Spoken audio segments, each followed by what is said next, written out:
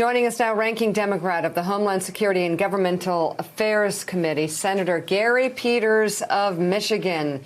So first of all, let's talk about the campaign. How is it going? Well, it's obviously we're getting right down to the wire here. We've got outside groups. We've got Republicans pouring money into this race. Clearly, Michigan is a battleground state for the presidency. I'm one of the Democrats in the state that Donald Trump won. Between Mitch McConnell, his super PAC, and other Republican sources, over $20 million is being dumped into my race here right at the end. I also have the DeVos family. Betsy DeVos's family has a super PAC that's focused just on me, also pumping money in against me. So I'm basically just being bombarded by negative, false ads trying to move this race at the very end. But we're confident we're going to fight to the end. But clearly, it's going to be a battle right to the end. Yeah, and the president obviously the chance of lock her up for Michigan's governor, extremely disturbing. I think that can be universally thought, I hope.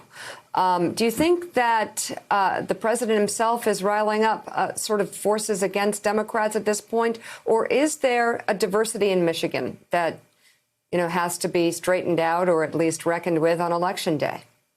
Well, there's definitely a diversity in Michigan. We are a very diverse state. Some of the folks that you've seen engaged in some of these actions are a real minority of folks in the state. There's no question. I think most people remember the scenes from the Capitol building where you had folks with weapons in the Capitol building. That's a small number of folks in our state. Our state is a very broad state. But clearly, when you have statements made by the president of liberate Michigan, and you heard the chants when he was in the state here recently about lock her up, that's certainly inciting activity that I don't think any of us want to see happen. And it's a broader problem that we're looking at around the country, and that's a rise of these groups, whether they're white supremacist groups, anti-government groups.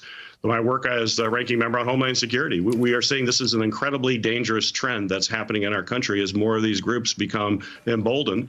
And it certainly goes back to the fact that words do matter. And the words that we hear from the president certainly are having an impact on these groups. And we need to call it out. When you have a president who is in a debate, a presidential debate, and can't condemn white supremacist action, that is a serious problem and a threat to the peace and well-being of folks across our country.